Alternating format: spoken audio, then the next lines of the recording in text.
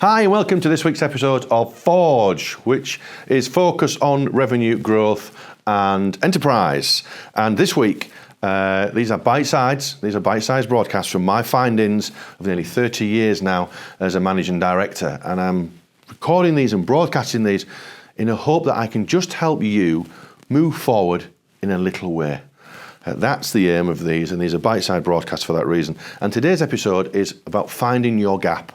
And when I say that, I'm talking about the gap in your business from where it will be in an ideal place to where it is now. And people say, oh, that's my business plan. It's not.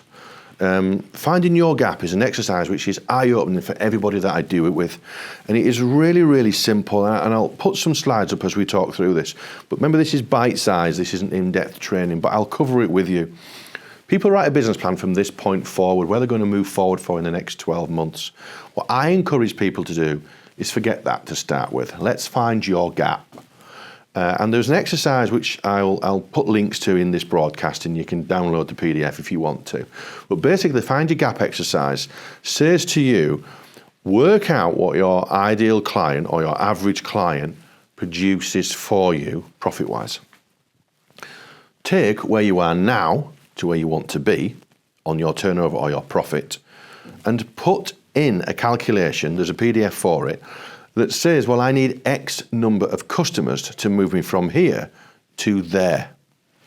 Once you have X number of customers, you can break that down into X number of customers each month and need it to be added into my business. And therefore, my gap is 6 customers a week.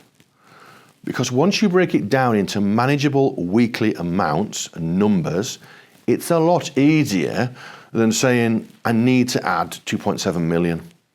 We did this exercise in my business only yesterday, and ideally we're adding 2.7 million pounds to our turnover, which sounds a huge figure. But when I sat with our commercial director, we know our client avatar. Our average client's got 5 venues, and we can do that, and our average invoice is this. 2.7 million sounded daunting. In reality, it's 12 ideal customers in our business. That was it. So finding your gap is really important if you break it down into ideal customers, and then you can break that down. All I know I need to do then is bring in one ideal customer, and that's not easy in this industry, one ideal customer a month, and hold on to that customer and grow by another one, compound, every month for 12 months. If we do that, that business has 2.7 million pounds to it. That's the plan. Now that, when we left the room, well, that sounds simple. And it's about the finding your gap exercise. There's a PDF that you can download on it, obviously, and around this broadcast there's links you can click, depending on what platform you're watching on. And I'll even help you, if you want to, with a free 30-minute discovery call on finding a gap. If you can't get me, you can get one of my team.